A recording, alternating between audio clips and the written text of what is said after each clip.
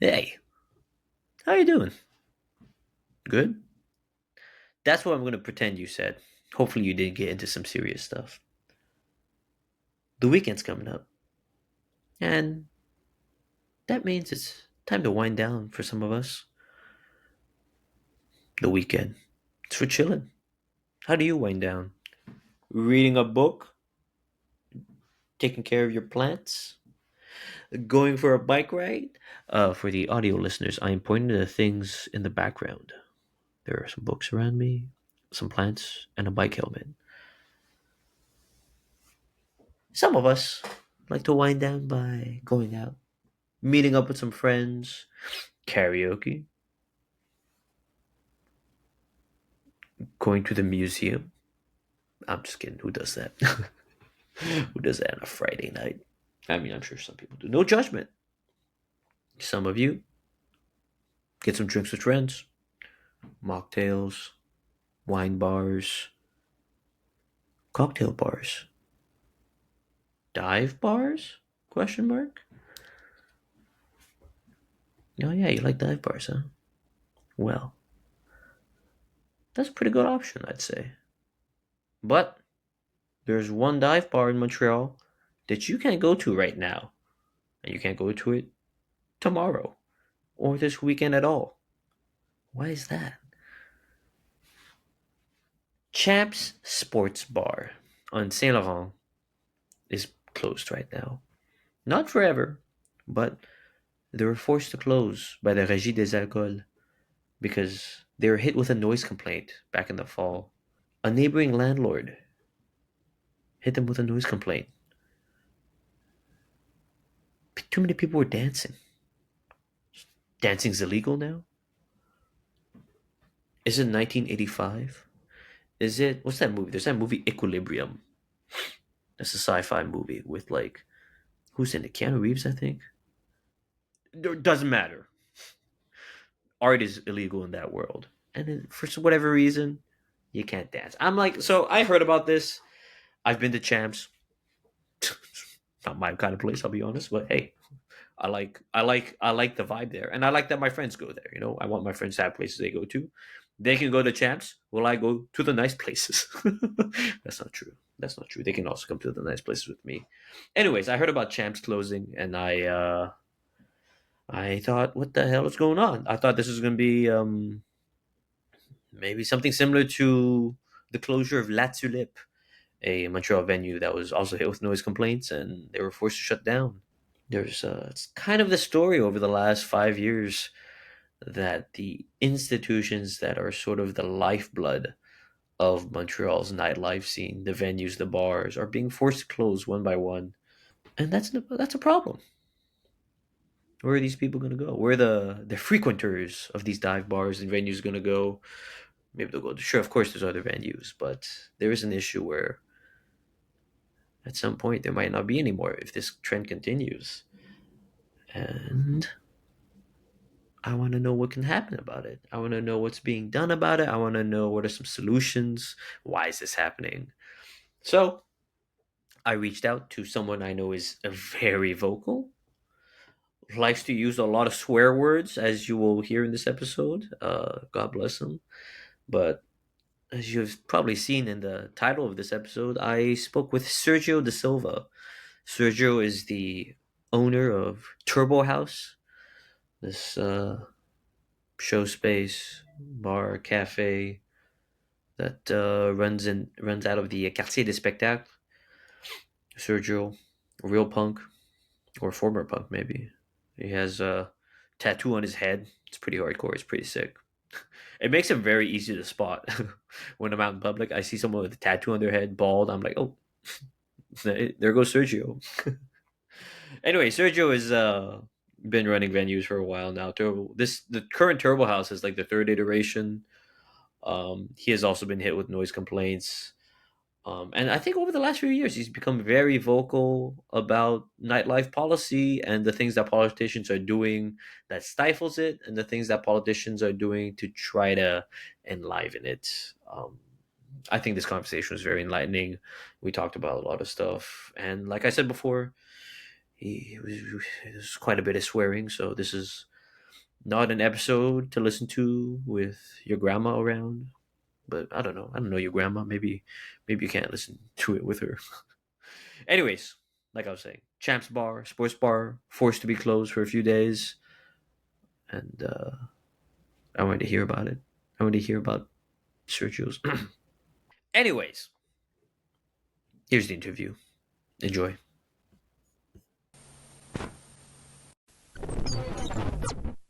Hi there, Sergio. How are you doing today? Good. How are you? Pretty good. Pretty good. I'm here talking with Sergio De Silva, owner of Turbo House, legendary venue in Montreal. This is, I think you guys are so far at your third and seems most stable location. Yeah, yeah. It's about 13 years, and I think this is the best spot so far. Terrific, terrific. I remember, I'm a little biased maybe, but I love that. I went to a fantastic show at the second one in St. Henry. I think it was Pup. I went to see Pup there. That was such a blast. Oh, that one. Yeah, the second spot was also nice because it was bigger. It was slightly bigger, but it was also like so far deep in the bowels of St. Henry, you might as well be going to St. Anne de Bellevue. Yeah, yeah. Yeah.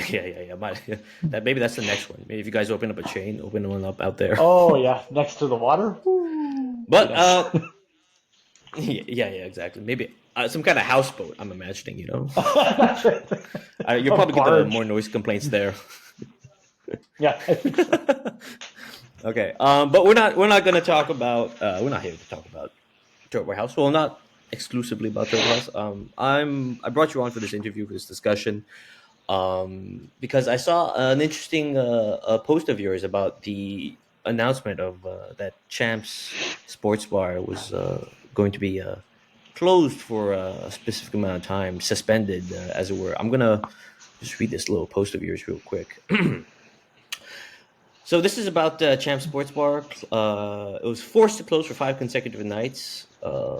What the bar is calling punishment by the Régie des Alcools for allowing dancing prior to being hit with a noise complaint last fall by a neighboring landlord along Saint Laurent. This is your post recently on Instagram. To clarify, you don't need a permit to dance in the bar. You need a permit to make money off dancing, i.e., if you're throwing parties where dancing is the main activity, or if you want to open a club, you need a permit. If you just randomly dance at a bar, no one will stop you. Naturally, it's normally just a tick of a box and an increase to the price of your alcohol permit. Champs is being made an example of by the province to make a landlord happy. It's impossible to go forward with any municipal nightlife policy if it can be overridden by the RACJ. There's a lot of interesting things here.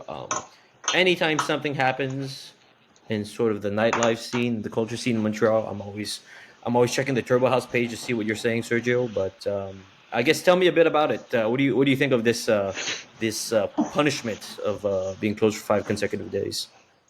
I mean, the punishment is it certainly doesn't fit the crime. Like a lot of people will think that, well, 5 days for a bar is not the end of the world, but that's somebody's, a week of pay for somebody who has, has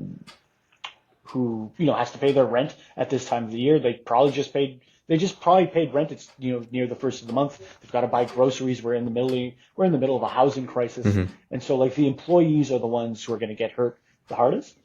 Obviously the business gets hurt as well. And then, you're basically, it doesn't fit the crime of being loud on Saint Laurent. Like you've got to be out of your mind.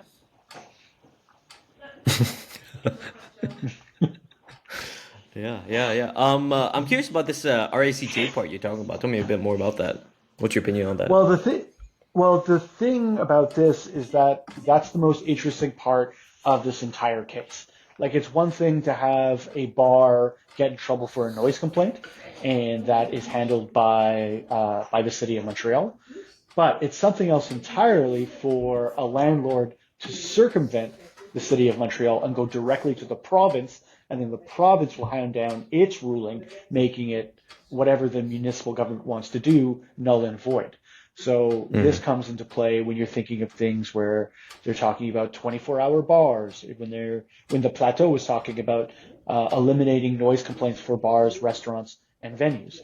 If the complainant can go to the province, then these new bylaws are essentially toothless, and everything that they've been talking about for the past 5, 10, 15 years becomes irrelevant because the city and the province are not on board with each other.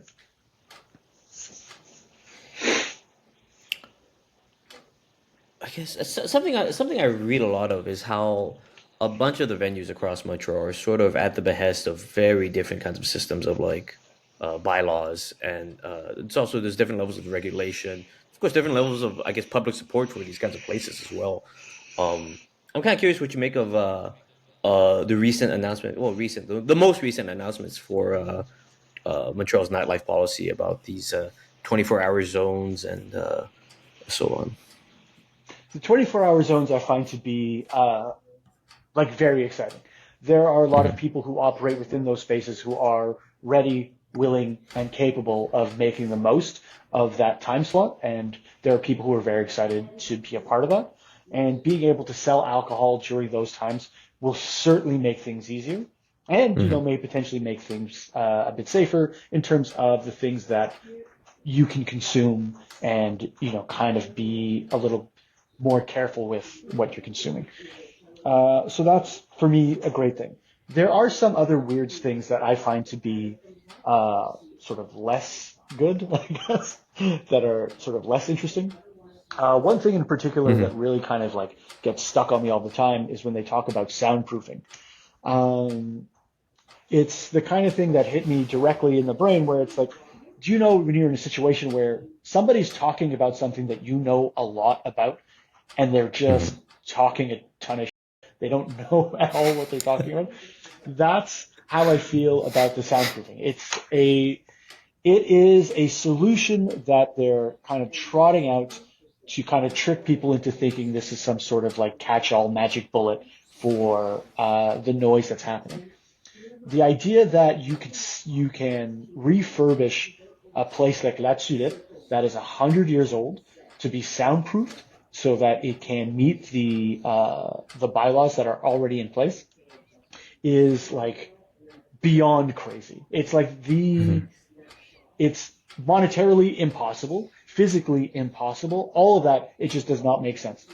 So to think about spending this money on something that's so ineffective instead of things that are could be quite uh, that can actually change things for people, like helping out with the costs of booking bands, helping out with the costs of just sort of operating a venue, helping out with Hmm. costs with just sort of like projects like small concerts, small festivals, things like that. That's where the money can be going. That would actually push nightlife forward instead of like throwing it into a money pit like something like soundproofing. I can't even begin to express like how disappointing it is every time I hear somebody talk about that as some sort of solution. Soundproofing is not and cannot be what you think is going to solve these problems. It's Hmm. like beyond the realm of possibility.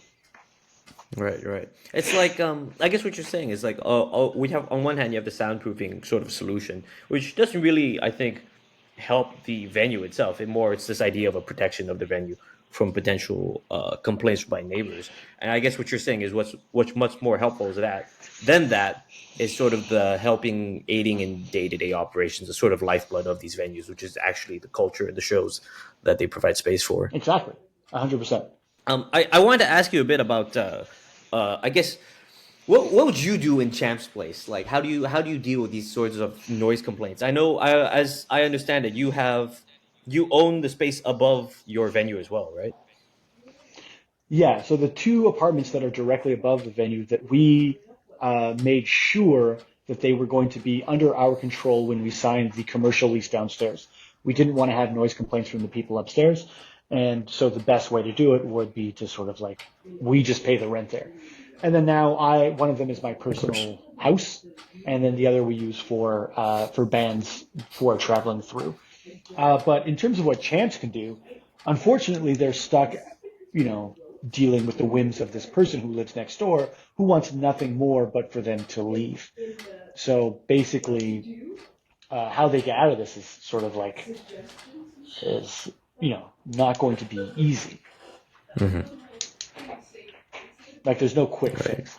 It seems Yeah, it seems like the people who hold the most kind of undue influence on the sort of venues in Montreal seem to be these neighbors who are very sensitive to noise. And But I guess this kind of took me to one of the posts you made about champs as well. But you wrote that you found frustrating how some people see these developers and landlords who set up next to these noisy venues and bars as stupid. Can you talk a bit about that?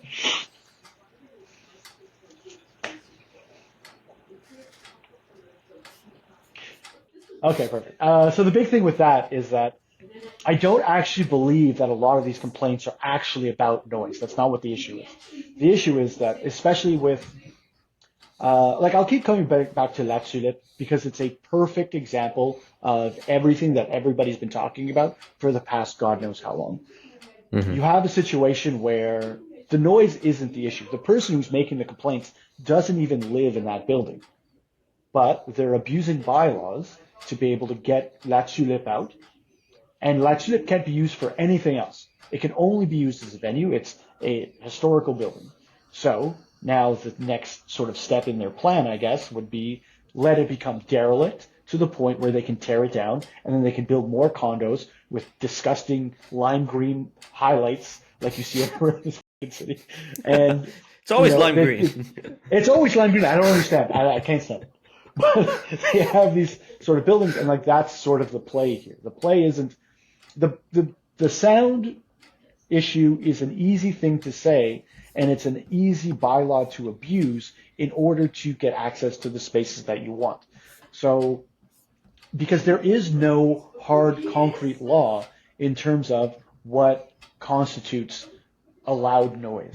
It's always Hmm. at the discretion of the officer showing up. And then as these things build and build and build, you get to sort of situations that Lepage had found itself in, that Champs is finding itself in, that eventually every single venue in the city will have the exact same story that they're finding themselves in.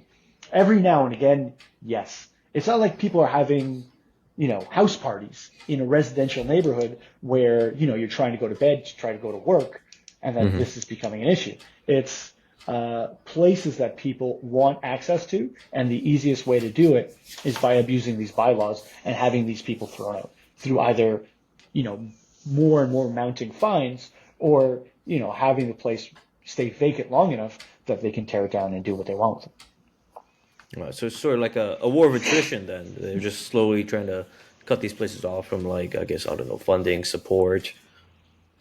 Yeah, if you can't operate, like the biggest thing, like if you look at a place like Champs, Hmm. if you shut it down for 5 days, like you're cutting it down at the knees. The people can't it makes it difficult to retain staff. It makes it difficult to pay your bills. It makes it difficult to pay your suppliers. And then, it's just like one thing after another, after another, after another, to the point where you can no longer operate because you don't have beer to sell. You don't have staff to sell the beer. You don't Hmm. have, and these are like communal spaces, especially Champs, which is, known as one of the only lesbian bars in the city. Hmm. You're destroying more and more of these spots that people need. Like you want to be able to gather, you want to be able to talk, exchange ideas, all these things. And we don't really have these spaces anymore. All right. Yeah. Yeah. Yeah. What do you think is the risk if things continue like this and more and more of these places close? I mean, ultimately it can be like you can never say it's going to be the death of art and culture in any situation. Hmm. People always find places to play. People always find places to meet. You're playing under bridges. You're playing fucking in your apartment. You're playing in basements. Like these things will always exist.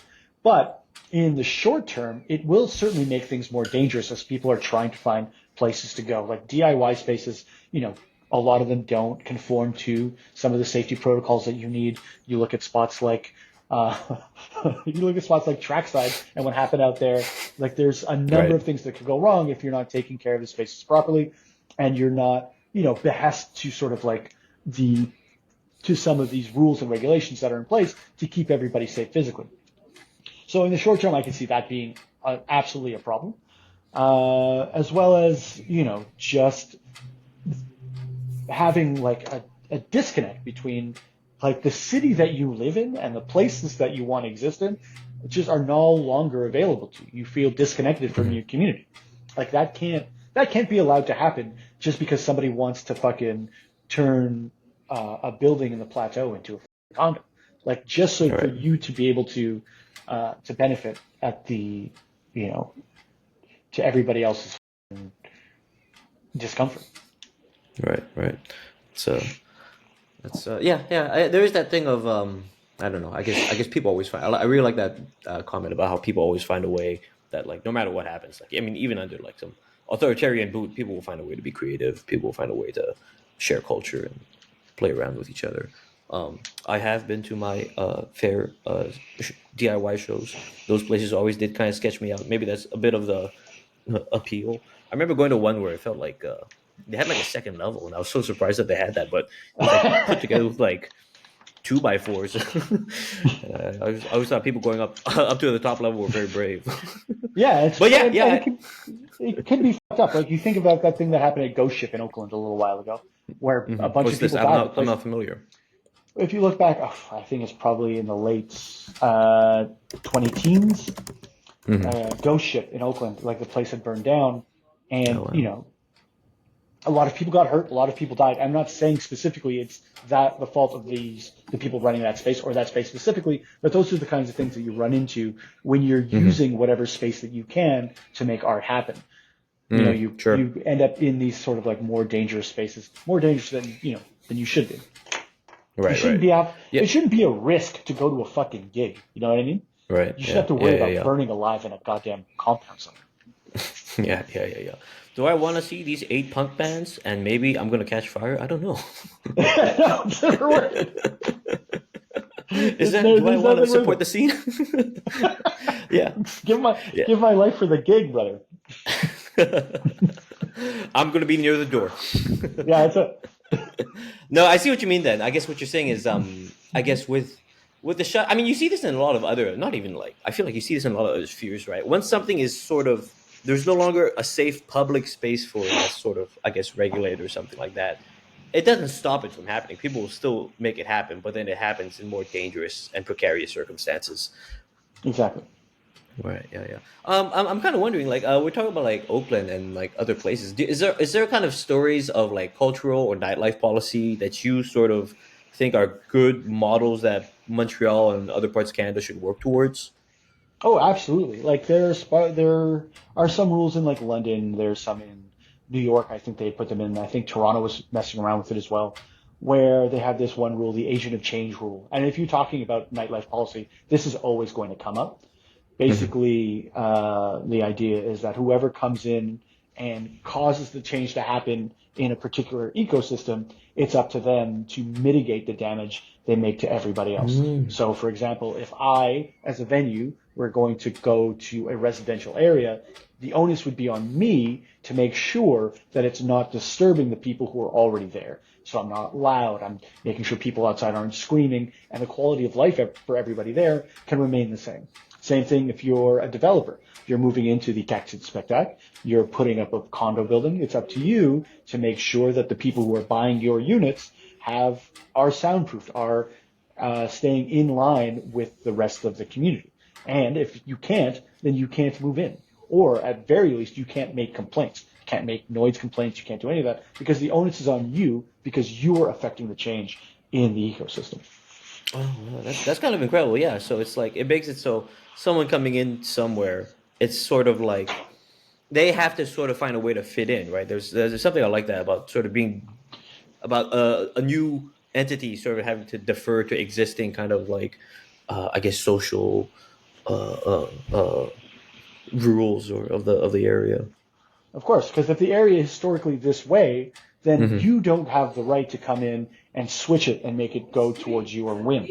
Like there's this real lack of like civil sort of responsibility with these people just putting in buildings. Like you see it in Cat Spectac, where you're having Jazz Fest, one of the most popular festivals in the city. It's open to everybody. It's an incredibly diverse sort of like showcase of talent from around the world. And you have people who Hmm. bought condos on, just up the street, and they're complaining that it's loud. And Hmm. they're causing sort of issues. And they're same thing with the people who live near Jean Drapeau and the whole thing. It becomes like that becomes the issue. But the real estate agents, not the real estate agents and the developers know where they're going. They know that it's Hmm. going to cause these problems, but whatever. Like if they can get their building in, if these complaints can go through, they can put in more, and they have real estate like in the heart of downtown. And instead of being like again a communal space where everybody can get together and like embrace the culture that the city has has brought in and all these people are participating in, they have to then go to these more and more sketchier places or like Hmm. worse spots. Like I don't want to watch every single show at the goddamn Enormo Dome or whatever the fuck it is. Like how are you supposed to how are you supposed to be like impressed and like sort of like feel good about the music that's happening when you're so far away, you're so far removed physically from what's going on. Whereas, Hmm. a place like Turbo House, a place like Casa del Popolo, a place like Let's Go Griff, you're right there. There is no better way to sort of like enjoy music, enjoy community than in these spaces, I think. Right, right, right. Where do you think things are heading? Oof, I mean, if the cost of living keeps going the way it's going, then, we're not heading anywhere good. Hmm. All this stems from the same thing, right? Like if your apartment costs $2,500 a month and you got to live with three people, you got to work two jobs, where does that leave time to not only make art, but also get better at it and then be able to perform and do all these things? When you think about, I'm going to age myself right now, but like you think about 2010 when, I was a 20-year-old, and I was watching bands like AIDS Wolf and Arcade Fire and all these things that are just sort of like Hmm. bubbling from just a an affordable cost of living. You can Hmm. be in a band going on tour for like even for myself, I was on tour 4 or 5 months a year because I could afford to do it. If you Right. can't afford to make art, then there's a real issue there. So like if things keep going the way it does, then you'll just see less and less people getting involved, which is the worst which is one of the worst things that could happen. It's one thing to say that art will continue to happen, but there's always the very real uh, sort of like monetary barrier of people getting involved, which I think is Hmm. the worst thing. Like beyond, and like, that's one of the things that you could solve with just money, but like more and more people are getting into sort of like hardcore and punk spaces where it used to be an all white boys club. That is starting to Hmm. shift. And if you add another barrier and you exclude more people, you're taking all these steps back when, Right. more and more creative people are getting involved and it looks and sounds amazing. Yeah, yeah. It's like if I try to discover a scene and I see it's all like white finance bros, I'm like something went wrong. We can't be doing Something this. I don't want to something's be here. off. That's it. Where's the door? Yeah, that's Yeah, it. that's Like it's yeah. Yeah, it's when you see like these like conservative guys being like, "Yeah, conservatism is the new punk rock." I was like, "What have we done? We should have How do we go worked that back? harder. We have to go back."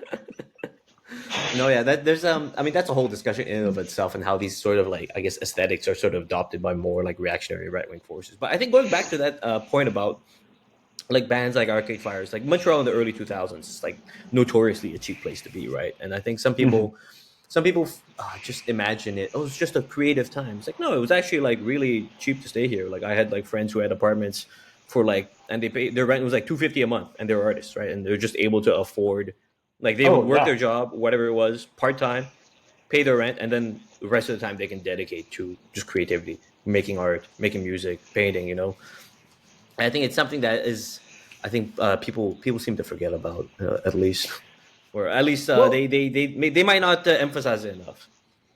they also don't like they've never experienced it. Like when you talk to a Hmm. 22, 23, 24 year old right now, and you tell them like you want to grab them, shake them. Like, Montreal was a magical place. Hmm. Like there is no, like the way I always describe it is like I worked 2 days a week. I would always have $200 in one pocket. I would always have 2 grams of God knows what in the other pocket, and be able to pay my rent, play shows, and have a good time. And that was Hmm. my life. Like Yeah. I was creative. I was making things happen. It allowed me to see the entire world in my 20s, like touring Europe. We were going to be touring in South America. We had plans to go to Asia once before the band all fell apart. But those things were very, very, very real possibilities. And we had done a vast majority of them on like working 3 bar shifts a week. Hmm. And my rent with two other guys was like, I don't know, like $150. I could get a Jamaican patty and a Coke for a dollar. Like I sound Yeah, like yeah, I'm yeah. 90 years old. This was like 15, 20 years ago where Mm-hmm. all this existed and these things were not that they were allowed to happen, but through the affordable cost of living, they were nurtured and people were able to be creative. It wasn't like municipal policy that made Mm-hmm. all these bands exist. It was the ability to be able to do them, the ability to afford your life and do this stuff. Like you can't legislate arts and culture in the city. That's like such a preposterous. It's a crazy thing to think. Mm-hmm. It's unbelievable. Like so when they talk about these nightlife policies, yeah, for some things being open till 6 and whatever, lightening some of the rules for sure that can create space for people. But ultimately, it's like get the out of the way and allow us to do what we've always been able to do. Right. Yeah, yeah. It's not like Montreal. I think if anything, it's like I find the classic story, right, is always kind of like cheap neighborhood. No one goes there. People don't really consider it too seriously. Artists move there because they're like, this is cheap. This allows me to be creative. And then after that, that's when municipal policy kicks in and they start gentrifying it. They start bringing in specific kind of businesses or clientele. And then the whole character is changed and it's not really something you can return to. I mean, I think it's interesting because it's like, there's a lot of artist interviews I've listened to, either like Arcade Fire, Mac DeMarco, or like other kind of artists that like really blew up here, and all of them cite like just the cheap rent. They're like, yeah, that's why I came to Montreal. It's just a place I could just exist, pay rent for cheap, and then make my art. And they're a lot of those careers are launched here because of it, right? Yeah, of course. Like you, Yeah. it doesn't take a genius to know that like if I'm allowed to do the thing that I love doing, then I'm going to get good at it and people are going to want to enjoy it.